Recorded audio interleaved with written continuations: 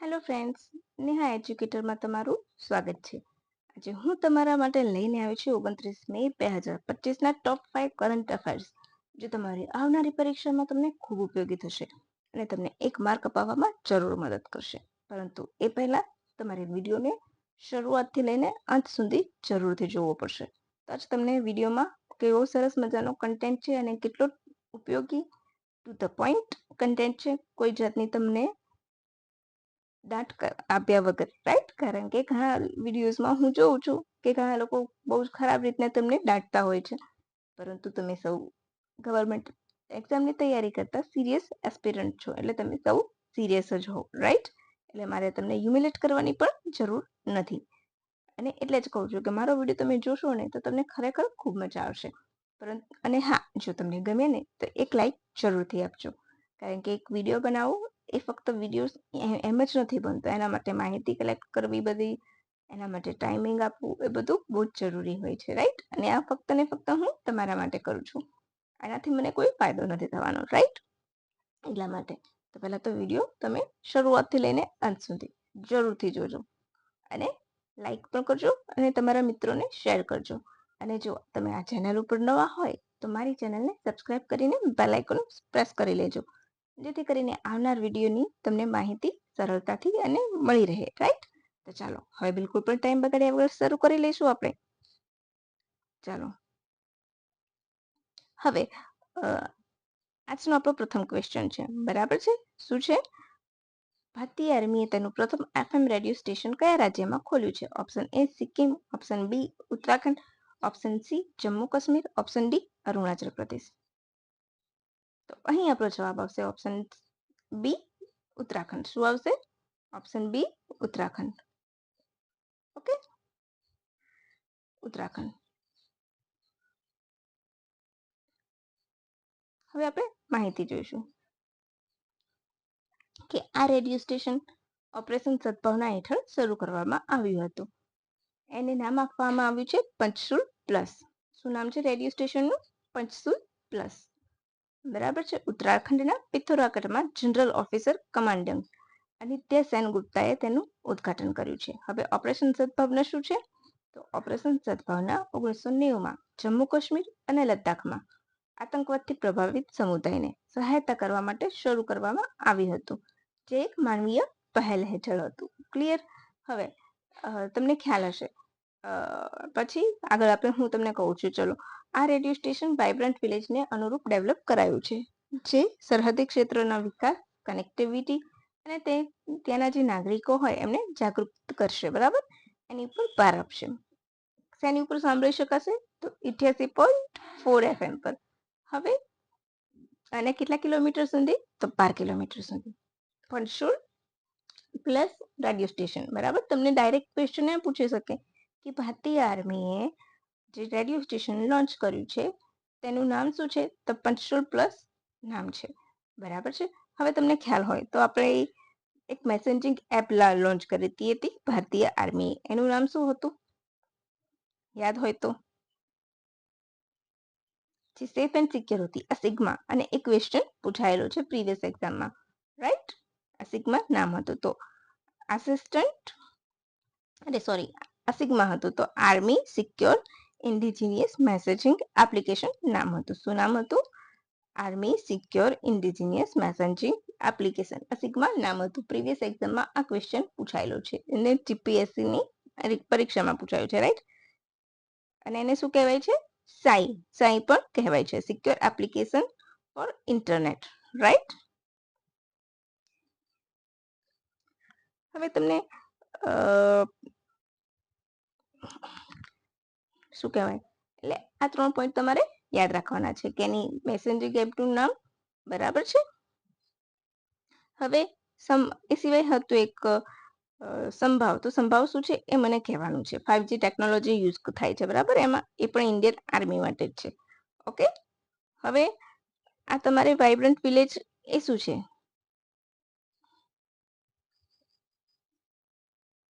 બોલો, vibrant village એ શું છે? ચલો આપણે પહેલા સદભાવનાનું જોઈએ છે. તો એ શું છે? તો જે રેડિયો સ્ટેશન શરૂ કરાયું છે પંચશુલ પ્લસ, રાઈટ. પંચરૂલ પ્લસ તો નાગરિક અને સૈન્ય વચ્ચે સહયોગ વધારવાનું કાર્ય કરશે. સરહદી વિસ્તારના વ્યક્તિઓના યોગદાન અને એમને જાગૃતતા, બલિદાન વિશે જાગૃતતા આપશે લોકોને. સ્થાનિક ઇતિહાસ દર્શાવશે, ઇતિહાસ અને સંસ્કૃતિ અને સામાજિક પ્રથાઓ પર પ્રકાશ પાડશે. કૃષિ અને હોર્ટિકલ્ચર વ્યવસ્થા અને સ્થાનિક શહીદો તેમજ બહાદુર સૈનિકોની વાર્તાઓ સ્વરૂપે આમાં દર્શાવાશે. હવે વાઇબ્રન્ટ વિલેજ પ્રોગ્રામ તો ક્યારે શરૂ કરવામાં આવ્યો તો 15 ફેબ્રુઆરી 2023. યાદ રાખજો, ઉત્તરી સરહદી રાજ્યો છે અરુણાચલ પ્રદેશ, હિમાચલ પ્રદેશ, સિક્કિમ, ઉત્તરાખંડ અને લદ્દાખ. બરાબર છે. જેનો હેતુ શું હતો તો ઉર્જા નવીનીકરણ, શિક્ષણમાં સુધાર કરવો, સ્વચ્છતા જેવી બુનિયાદી સુવિધાઓ પૂરી પાડવા માટે.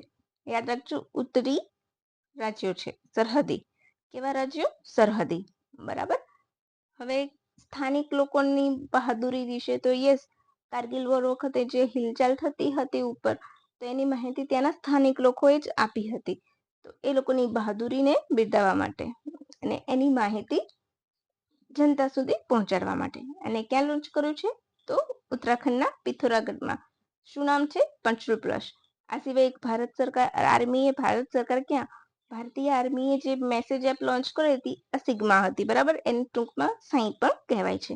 બરાબર છે. હવે મોસ્ટ ઇમ્પોર્ટન્ટ ક્વેશ્ચન, કાચબા સંવર્ધન માટે નાગ મંદિરને એકદમ યોગ્ય જગ્યા તરીકે જાહેર કરાય. આ મંદિર કયા રાજ્યમાં આવેલું છે? બોલો. તો option A Odisha, option B Tamil Nadu, option C Gujarat, option D Assam. બોલો. તો અહીં આપણો જવાબ આવશે ઓપ્શન ડી આસામ. બરાબર. આસામ ખૂબ ચર્ચામાં રહેલું રાજ્ય છે. કેવું? ચર્ચામાં. ચલો પહેલા આપણે જોઈ લઈશું આસામ વિશે. તો આ મંદિરના પરિસરમાં નું તળાવ છે એમાં 200 થી 300 કાચબા જોવા મળે છે. બરાબર. નાગ મંદિરમાં ક્યાં તો આસામના. ગંભીર લુપ્તપ્રાય ગણાતા બ્લેક સોફ્ટ શેલ પણ અહીંયા જોવા મળ્યા. ભારતમાં કાચબાની 30 પ્રજાતિ મળે છે, જેમાં olive ridley turtle, green turtle, hawksbill turtle, leatherback turtle અને લોગર હેડ ટર્ટલ સમુદ્રી કાચબા છે. બરાબર છે. એ પણ જોવા મળે છે. આ સિવાય યુપીના કોકરેલમાં, વારાણસીના સારનાથમાં કાચબા સંવર્ધન કેન્દ્ર શરૂ કરવામાં આવ્યા છે. ગુજરાતમાં કયા છે તો નાવંદ્રા, ઓખામઢી અને માધુપુરા કાચબા સંવર્ધન કેન્દ્ર જાણીતા છે.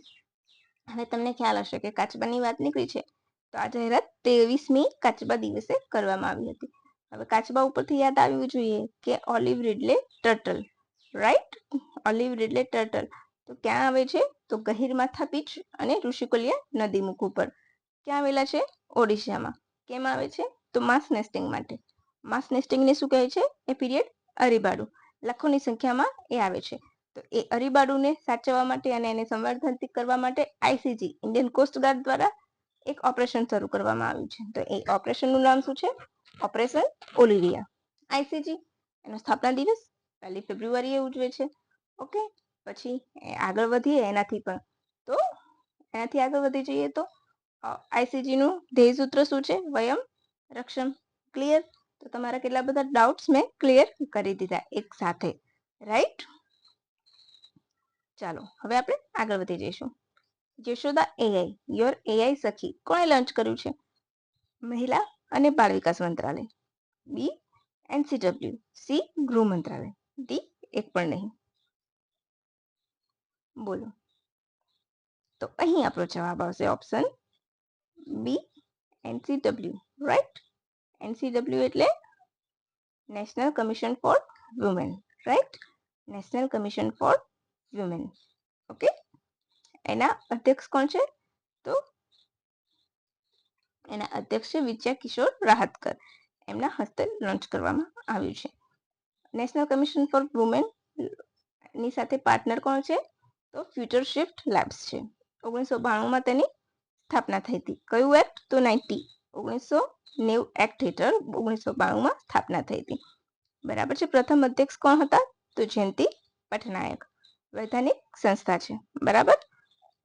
અધ્યક્ષ 5 સભ્યો અને સભ્ય સચિવ કેટલા હોય છે? અધ્યક્ષ 1, 5 સભ્યો એટલે 6 અને સભ્ય સચિવ એટલે કુલ 7 સભ્યો હોય છે. ને બધાનો કાર્યકાળ કેટલો હોય છે 3 વર્ષનો. મને યાદ આવ્યું તો મેં તમને કહી દીધું, તમે નોટ કરી લેજો, બરાબર. 3 વર્ષનો કાર્યકાળ, કુલ સભ્યો 7, અધ્યક્ષ 5 ઉપાધ્યક્ષ સમજી લો, અને એક સભ્ય સચિવ, રાઈટ. એ રીતના કુલ 7, બરાબર. એમાં મહિલા હોવા જરૂરી છે. હવે ક્લિયર થઈ ગયું. હવે તમને આટલા પોઈન્ટ્સ મેં ક્લિયર કરી દીધા, અને મુખ્ય મથક દિલ્હીમાં, બરાબર. હવે તાજેતરમાં FAO 4 દેશોની પરંપરાગત ખેતીને ગ્લોબલી ઇમ્પોર્ટન્ટ એગ્રીકલ્ચર હેરિટેજ સિસ્ટમમાં સ્થાન આપ્યું છે. તો તેમાં કયા દેશનો સમાવેશ થતો નથી? Option A Brazil, option B ચીન, option C Mexico, option D Nigeria.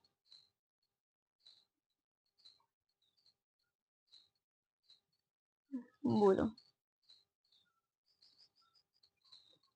તો અહીં આપણો જવાબ આવશે ઓપ્શન ડી નાઇજીરિયા. ઓકે, શું આવશે? Option D Nigeria.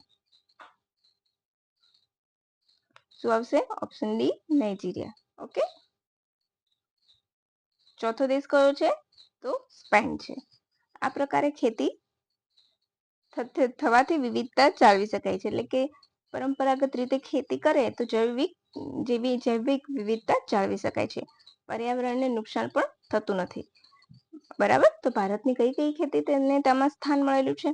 તો કાશ્મીરની કેસરની ખેતી, કેરળની ચોખાની ખેતી, બરાબર છે, એને કુટુનાર કહેવાય છે, અને ઓડિશાની કોરાપુટ ખેતી, બરાબર. ક્લિયર થઈ ગયું? તમને કેટલા બધા ડાઉટ્સ મારા તરફથી ક્લિયર થઈ રહ્યા છે, રાઈટ? તો તમારે આ યાદ રાખવાનું છે. અને ફ્રેન્ડ્સ, ખરેખર તમને લાગતું હોય કે મેં મહેનત કરી છે ને, તો એક લાઈક જરૂરથી આપજો, જેથી કરીને મને પણ ગમશે, રાઈટ? ઘણી વખત આપણે વિડીયોઝ જોઈએ છીએ, ગમે છે, આપણે બધી માહિતી પણ કલેક્ટ કરીએ છીએ, પરંતુ શું કરીએ છીએ? લાઈક આપ્યા વગર જતા રહીએ છીએ, રાઈટ? અને તમે નવા હોય તો સબસ્ક્રાઇબ પણ કરી લેજો, બરાબર.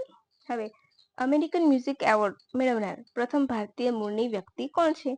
Option A Ricky Kej, option B Rajkumari, option C AR Rahman, option D એક પણ નહીં, બરાબર. બોલો.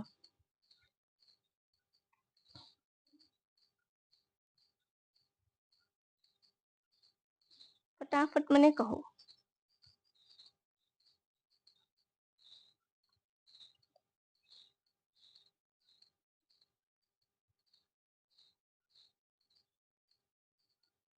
ચલો ચલો ચલો.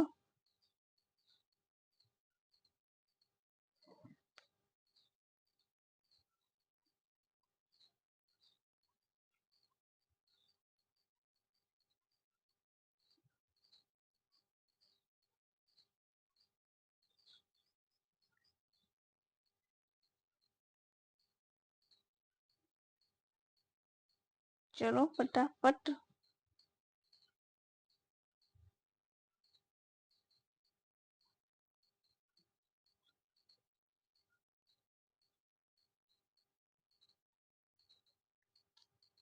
તો અહીં આપણો જવાબ આવશે ઓપ્શન બી રાજકુમારી, બરાબર છે. તમારે આટલું જ યાદ રાખવાનું છે, ભારતીય મૂળના છે. ભારતની AI ગવર્નન્સ પરિયોજના મેઘાને હાર્વર્ડમાં એવોર્ડ મળ્યો છે, તો તે કયા રાજ્યને છે? Option A Meghalaya, option B Manipur, option C Sikkim, option D Mizoram. બોલો.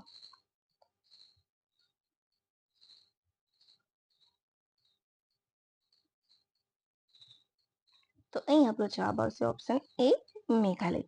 શું આવશે? Meghalaya. AI for a good હેકેથોનમાં પ્રથમ પુરસ્કાર મળ્યો છે. ગ્રામીણ વિસ્તારમાં સરકારી યોજનાને પહોંચાડવાના હેતુથી શરૂ કરવામાં આવી હતી. અચ્છા, તો મેઘાનું પૂરું નામ શું છે? તો મેઘાનું પૂરું નામ છે Meghalaya e governance human centred assistant. Meghalaya e governance central human assistant. મેં લખ્યું નથી, પરંતુ હું કહી દઉં છું તમને. ઓકે, હવે આપણે આગળ વધી જઈશું. અહીંયા તમને પ્રૂફ પણ આપેલું છે, જે તમે ઝૂમ કરીને જોઈ લેજો પીડીએફમાં. હવે આપણે ભારતની જનજાતિ કોન્યાક વિશે જોઈશું. તો નાગાલેન્ડની આજુબાજુ જોવા મળે છે, બરાબર છે. આ મારી માહિતી સીધી મિનિસ્ટ્રીમાંથી જ લીધેલી છે, એટલે ખોટી હોવાનો સંભવ નથી. ઝૂમ ખેતી માટે જાણીતી છે, રાઈટ? અને લુહારી કામ માટે જાણીતી છે. ક્લિયર? સિંગ ખેતી એટલે કે હેડ હન્ટિંગ માટેની પરંપરા માટે પ્રસિદ્ધ હતી, તેમજ ફેસ ઉપર જે લોકો ટેટુ કરાવે છે એના માટે પ્રસિદ્ધ છે. અત્યારે હાલ એ પ્રથા દૂર પણ થતી રહી છે. બરાબર છે, એ બધું તમારે યાદ રાખવાનું છે. બરાબર, તો બસ હવે ફ્રેન્ડ્સ, આજના કરંટ અફેરમાં આપણે આટલું જ રાખીશું. પછી બીજી માહિતી હશે ત્યારે આપણે ફરીથી મળીશું. ખરું ને ફ્રેન્ડ્સ? અને જો તમને એમ લાગતું હોય કે ના, મેં તમારા માટે સરસ મજાની મહેનત કરી છે, તો એક લાઈક જરૂરથી આપજો અને આ માહિતી તમારા મિત્રોને શેર કરજો, જેથી કરીને એ પણ જો પરીક્ષાની તૈયારી કરતા હોય તો એમના સુધી આ માહિતી સરસ રીતે પહોંચી જાય. તો બસ ફ્રેન્ડ્સ, અને આ વિડીયોની PDF નીચે ડિસ્ક્રિપ્શન બોક્સમાં પણ મળી જશે. ખરું ને? અને મારા ટ્વિટરની મેં લિંક શેર કરી છે, તો તમે ત્યાં જઈને પણ મને ફોલો કરી શકો છો. બરાબર ને ફ્રેન્ડ્સ? તો ચાલો હવે આપણે આજે આટલું જ રાખીશું અને ફરીથી બધી માહિતી સાથે કાલે મળીશું. Bye friends and have a good day. Thank you for watching my video.